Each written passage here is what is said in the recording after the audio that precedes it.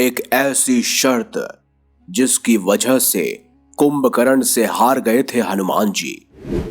आखिर कौन सी थी वो शर्त? क्या सचमुच हनुमान जी कुंभकर्ण का वध कर सकते थे? आप देख रहे हैं मिस्टीरियस हिंदू। वीडियो में आगे बढ़ने से पहले चैनल को सब्सक्राइब अवश्य करें और बेल आइकन जरूर दबाएं। रामायण के बारे में तो आपने सुना ही है और पल पल की जानकारी भी आपको होगी ही, लेकिन एक समय ऐसा भी था जब रावण को अपने भाई कुंभकर्ण को उठाना पड़ा। कुंभकर्ण मैदान में आया, तब उसकी भेंट हुई हनुमान जी से और तब दोनों के बीच एक महाद्वंद हुआ।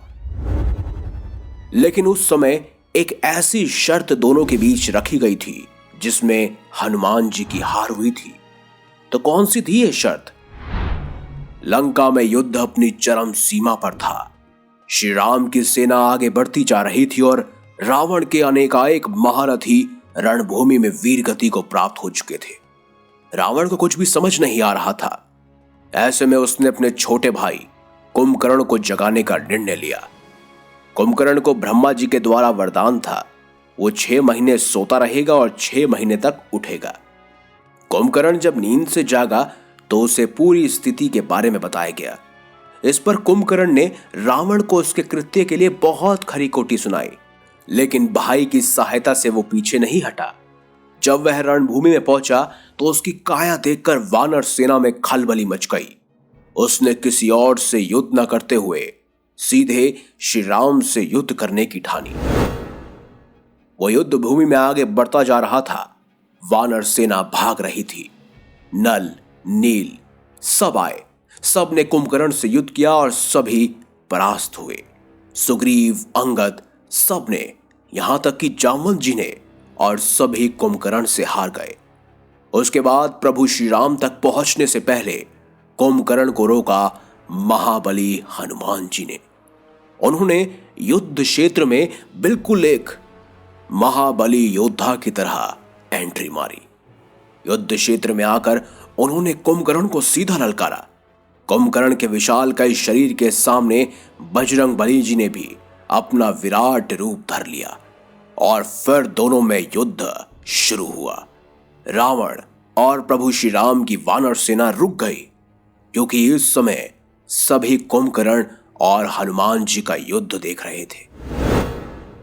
आपस में लड़ते हुए दोनों को अपने प्रतिद्वंदियों के बल का आभास हुआ और दोनों ने मन ही मन एक दूसरे की सराहना भी की। जब युद्ध थोड़ा लंबा चला तब कुंभकर्ण ने हनुमान जी की प्रशंसा करते हुए कहा, मैंने आज तक तुम जैसा वीर का सामना नहीं किया। इस युद्ध का कोई परिणाम नहीं निकलने वाला। लेकिन फिर से युद्ध आरंभ हुआ। हनुमान जी ने क्रोध में आकर पहाड़ उखाड़ लिया। तब कुंभकर्ण ने हनुमान जी से कहा, यदि मैं इस प्रहार से थोड़ा भी विचलित हुआ तो मैं ये रणभूमि छोड़ दूंगा। महाबली हनुमान जी ने भी ये स्वीकार कर लिया। उसके बाद महाबली के इस प्रहार से कुंभकर्ण तनिक भी विचलित नहीं हुए। इससे हनुमान जी काफी प्रभावित हुए। उन्होंने निर्णय लिया कि ऐसे महाबली योद्धा का विनाश और मृत्यु सिर्फ और सिर्फ श्री राम के हाथों ही लिखी है।